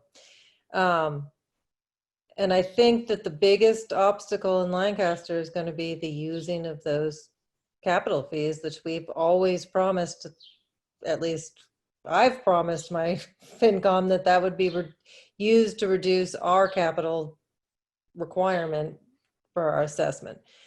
I think that the flip side to that I would argue is without the fields, we run the risk of not getting the students we need. Especially if you look at the member communities, the Needhams, the Concords, I mean, they have spectacular athletic programs, and kids will choose not to go based on whether or not they have a sport. So I guess I'm of two minds. I cannot vote on this tonight. I don't feel, I need some time to go and discuss this with the FinCom in Lancaster, at least them. The funding mechanism I see, it's the using the capital fee is the one that is the sticker for me, because I've always promised them that would help reduce our assessment, our capital assessment. So that's it. Since I don't see other hands, I just want to jump in with a few of my own comments. And again, I really appreciate the presentation. I love having these fields. I was really moved by Heather and Brian's, talk about the participation and what the sports mean to the kids. And I do think that that's very important. If we were not in the middle of a COVID pandemic, I think this would be a lot easier for me right now. And it's not even that I don't think I can get to the place of supporting this proposal. I think I could. I think I do have problems with voting on it right now and spending our resources. Oh, thank you, Dave. Spending our resources right now when we don't know what the guidance is going to be yet for school for next year. We know that that's going to be coming out soon. You know, I've heard a lot of concerns about the expenses that this is going to cost. And to me, before committing this money, I want to at least have a better picture of what we're going to be facing. I also have a nudge similar to what Jennifer was saying in terms of using the capital fees. Because I do know that people in Acton were so excited about that and were expecting that it would get back to the town. But again, you know, to me, a lot of this is the timing right now, and I just feel like there is so many unknowns, you know, that given the situation that we're in, and I don't know if we'll have more answers by our meeting on the 23rd, but from what I hear, there's a good chance that at least we're going to know a little bit more in terms of what school may have to be looking like, you know, with the guidance from DESE. So for me, and it is an issue to be voting tonight because I think it's important to have a better picture before we commit resources of what we're going to be facing for next year.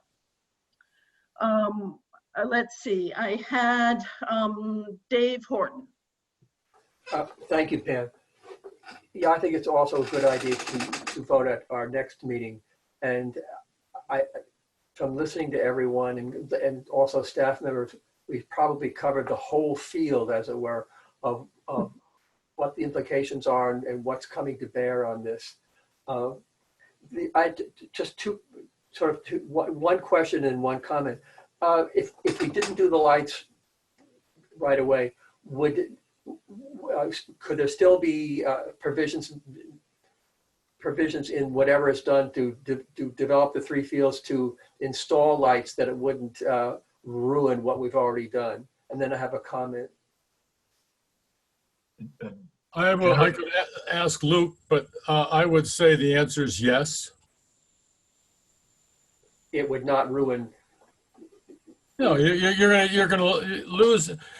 I think they could be. I know they could be added later. The only issue you have is you know, start dates for high schools students are all going to be later.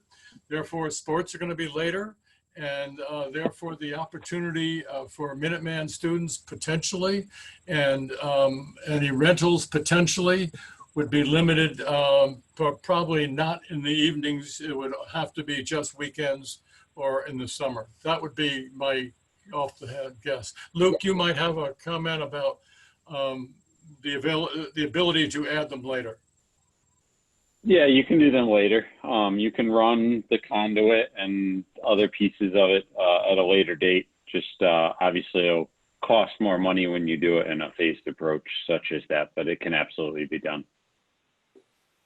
Okay, I was not implying that I was not in favor of the lights now or whatever, but that helps me in my thinking. And the comment is that, and I think I've said it at Finance Committee and maybe other places too, for me, selling land is a huge major decision. It may serve our needs now, but we don't know what the needs of the school and will be 10 years from now or 25 years from now. The selling land for me is a huge undertaking and a huge decision. And I would really hope that we will be able to develop a financial plan that did, at least now, that did not require selling land. We can look into it, certainly. I don't want to close the door on it, but just in principle, I guess, I'm not a great supporter of selling land. Once it's gone, it's gone. You don't know what you're going to need down the road. Just want to mention that. So thank you. Okay, thanks, Dave. Before we get on to our next comment, there is a question from Alice. Does the cost of the lights as priced as ad alternative include the cost of retrofitting with the conduits, etc.? Luke?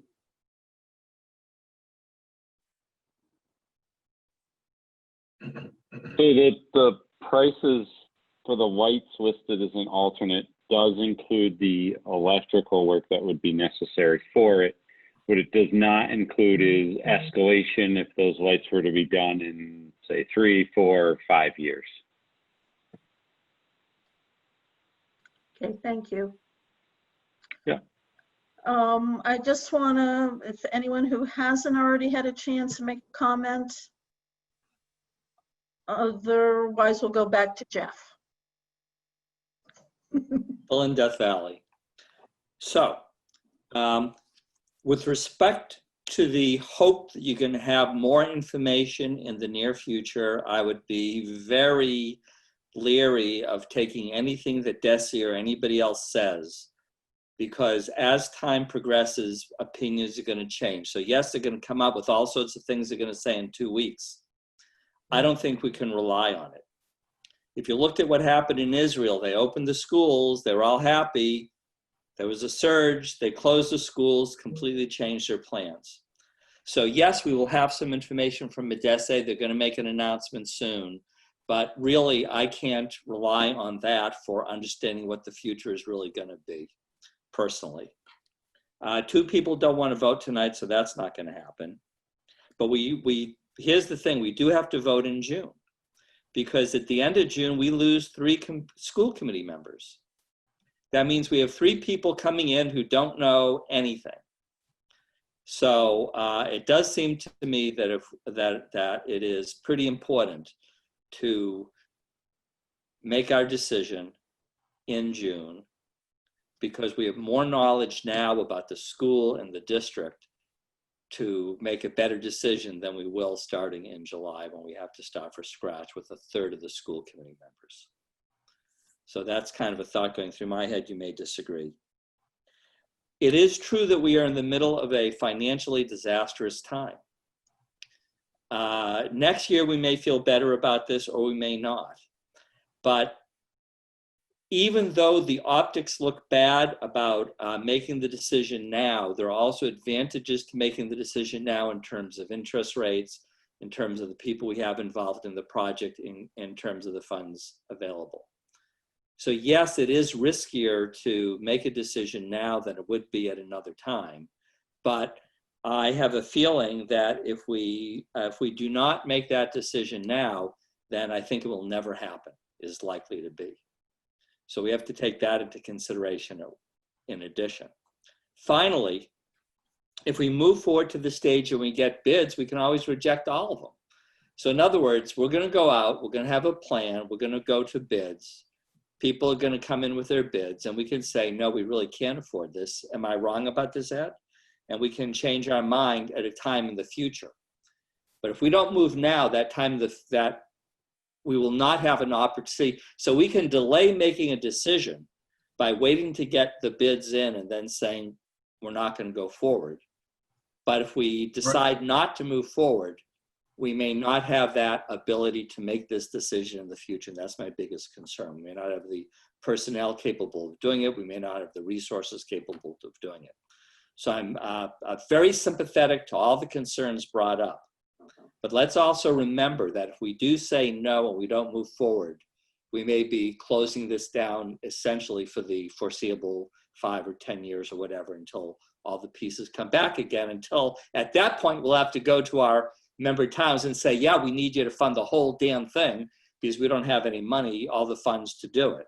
So my fear is that if we don't act now, it's going to be never, or, you know, from my point of view, never.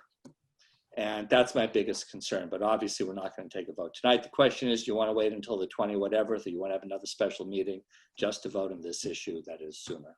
Well, could I make a suggestion? Because I actually think that there are 4 of us who said that they were uncomfortable to vote tonight. I would like to hear from school committee members. What would you need to see or want to see between now and our next meeting on the 23rd before taking a vote? Good question. You know, because I know for me, it's having a better idea of maybe additional expenses we're not accounting for in order to operate the school next year? You know, do we need some of this money for some of that?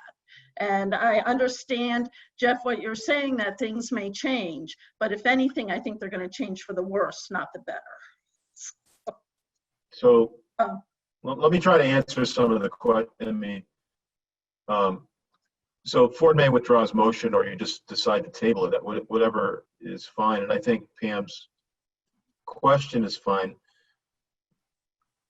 We'll answer any questions that we can answer.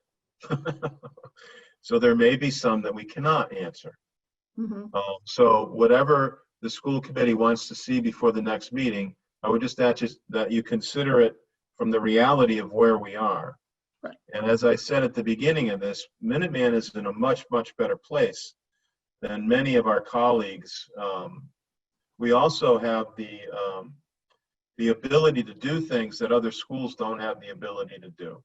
Not because of me or any of this, because of the number of decisions that the school committee has made over the last 12 years has put us in a position to do this within the school committee's authority. I don't think, I've already submitted to you, I believe, maybe I only did it to the FinCom, the economic response of our budget from both the point of view of a reduction in state aid and the additional expenditures, and that was planned for the worst. And I'm every day, I think it was just the FinCom, Jim, I don't know. So I'd be glad to answer any questions, but please make them reasonable and questions we can answer. I mean, if you want to vote no now and you know that, then nothing I'm going to tell you is going to change your vote. So I'm happy to help, but I want to do it within the reality of the unknown and the known, and not completely out of fear. We need to make decisions in other ways as well. So I am at a weekly DESI call that starts with, we operate out of confidence, not fear. So, you know, I think that applies for us as well. Dave.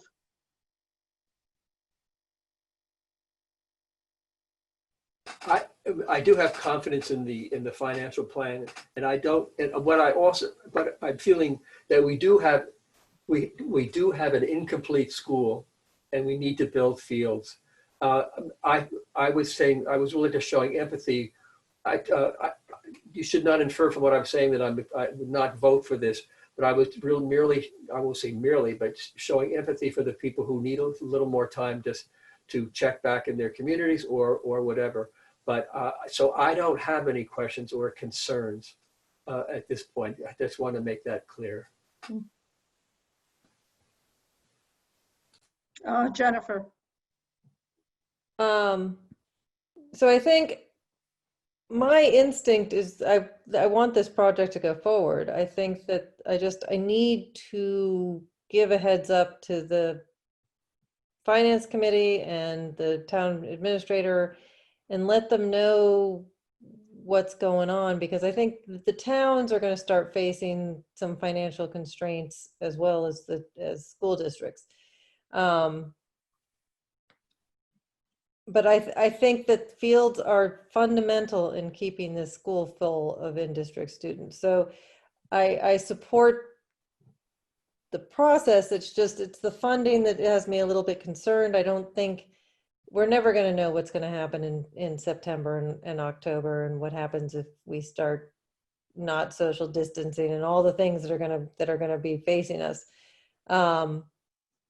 You know, it might be that we go back to school and then we stop going back to school again.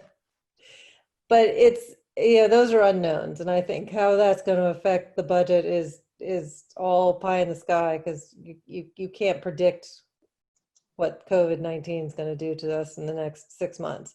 But I would like to be able to discuss it at least with the finance people in town and figure out how much pushback, because, you know, Minuteman, for the amount of money Lancaster spends on their budget on Minuteman, I don't get much pushback. But I think if I all of a sudden start spending this capital fee that I touted as being in our benefit for something that's not reducing our assessment, that's going to be a hard sell.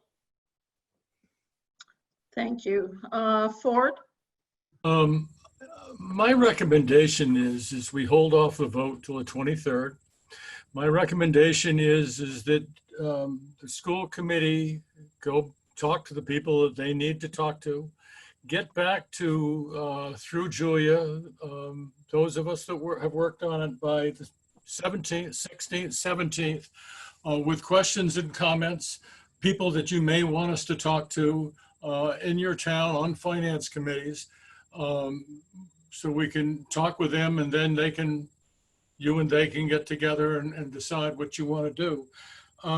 I think that's a very reasonable approach. We've given you an awful lot of information tonight. Much of it's the same information you've had for the last 2 months. But I think taking it, now you're able to digest it again. We have a finance committee that can help you also. So I think just so we can get the information, so you can have proper answers, that would be very helpful. But we have to have, I would strongly urge that we have a vote on the 23rd, up or down. You've seen the options. The option is if we say no right now, is you're going to have dirt out there. And that's what you're going to have unless we decide to pick one of the other options, which we could do. But the construction team is winding down. Dow will be leaving. Gilbane will be leaving. Skanska and Castle Booze will leave if we don't give them any other direction. And you're going to be losing some school committee people, not because of votes up or down, just because it's going to happen. And so I would say the 23rd, we should have a vote. I'm willing to withdraw the motion if people want me to do that. But I think we need the questions back by midweek next week. Okay. I see 2 hands, and then we do have other business. So I'd like to, see if we can get to a place that we can wrap up this agenda item and move on. So I had Sue and then Jim. Mine is very fast. Given Alice's valid concerns about the optics of having, being able to say that we had unanimous vote on this, I think it would be great if Julia could check in with everybody a couple days before the 23rd to be sure that they remember the meeting and they plan to be there. Thank you, Sue. Jim. Yeah, and in terms of the finance subcommittee providing the information for the members, I think the one thing that I would like to ask Ed to do is maybe make one phone call over to the Lincoln community development people, just to sort of see whether they have any thoughts about the relative attractiveness of the Mill Street parcels. Sure, absolutely. I have good friends over there. Okay. Anything else that anyone wants to add to this, or anything else you'd like to put on the table for this? Okay. Ford, you said that you would withdraw the motion. Do we need to do anything with that? The parliamentarian could tell me that, but I believe that I'm more than willing to withdraw the motion. As long as we can have a decision on the 23rd, and as long as the members get back to the administration through Julia by midweek next week. And Pam, all you can say is that I'm going to accept the withdrawal. We need with unanimous consent. If there's unanimous consent, then pause for a minute, and then it's withdrawn. So that's okay. So with that, I'll accept the withdrawal if there is unanimous consent. Do we have unanimous consent? I think it's a roll call, unfortunately. Oh, right. Okay. Let's move to thank you. I'm wondering why everyone's staring at me. So, Pam Nurse, yes. Sue Scheffler, Arlington, yes. Jim Gannell, Belmont, yes. Steve Ledoux, Concord, yes. Fort Spalding, Dover, yes. Jennifer Leone, Lancaster, yes. Horton Lexington, yes. Jeff Stulen, Needham, yes. Alice DeLucas, yes. Okay, so if people have concerns, questions, please, send them to Julia. And we will revisit this on the 23rd. And again, I want to thank everyone who was involved in putting together this, the presentation, and thank everyone for the very thoughtful discussion tonight. So moving on, finance report. We've talked about the main things in the other topics. Okay, is there a budget transfer issue? Bob, you're on mute.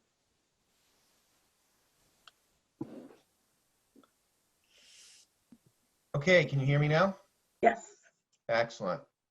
So I did put together a memo that identified the budget transfers I'm recommending tonight. This is a bit of a housekeeping measure that is done annually because you've been made aware that some things were going to come in a little under budget, some things a little over budget. And we knew that because of the excellent bid that we got on maintenance contracting, we were able to save money there. We were pleasantly surprised that health insurance came in a little lower. And because of the closure, the transportation had a surplus. And we knew moving into a new building that, there were going to be technology needs, building improvement needs, and of course the interest on some of the building projects. So I'm hoping this doesn't come as a surprise to anybody. It is a bit of a housekeeping measure. I would like you to vote to approve the fiscal year 20 transfers as presented on the document that I shared with you tonight. So moved. Second. Any discussion? Any questions for Bob? Not, then we'll move to a vote. Roll call vote. Pam Nurse Acton, yes. Sue Scheffler Arlington, yes. Jim Gamble, Belmont, yes. Steve Ledoux, Concord, yes. Ford's on mute. Ford, Still on mute, Ford. Wood Spalding, yes. Dover. Jennifer Leone Lancaster, yes. Before in Lexington, yes. Jeff Stillman, Needham, yes. Costa Lucas, still yes. okay, moving on to subcommittee reports. Alice.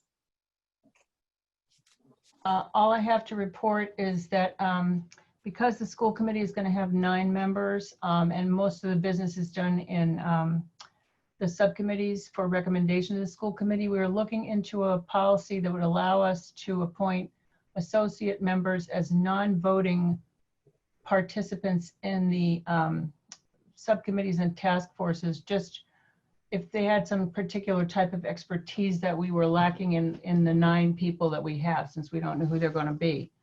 Amy has taken that to the council for the school to find out if we need to make any changes to it. We're going to meet again, discuss it some more. If we have something for you, we'll bring it forward for you to consider. Thank you very much. I have a quick comment on that. Just so this would be getting outside expertise to help us out. Is that the intention of this? Yes. Okay, thank you very much, Alice. Superintendent Negotiations and Evaluation Subcommittee. So I think it was determined that our vote at the last meeting probably was, because it wasn't on the agenda, it was not valid. So I think we'll continue with the recommendation from the subcommittee for the 2.33% increase in the superintendent's salary. Please tell me I have that number right. That is right. So I will entertain a motion to approve that. So moved. In a second? Second. So we will vote. Yeah, any other questions on that? And again, we're redoing the vote that we took at the last meeting. Okay, we'll move to roll call. Pam Nurse Acton, yes. Sue Scheffler Arlington, yes. Jim Gamble, Belmont, yes. Steve Ledoux, Concord, yes. Wood Spalding, Dover, yes. Jennifer Leone Lancaster, yes. Before in Lexington, yes. Jeff Stillman, Needham, yes. Costa Lucas, still yes. Okay, Secretary's report. I move we approve the minutes of May 21st, 2020 as presented. Is there a second? Second. Thank you. Any comments on the minutes?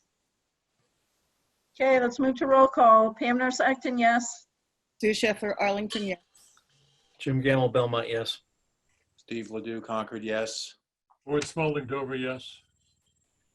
Jennifer Leone Lancaster, yes. Morton Lexington, yes. Jeff Stuland Needham, yes. Alice DeLuca, yes.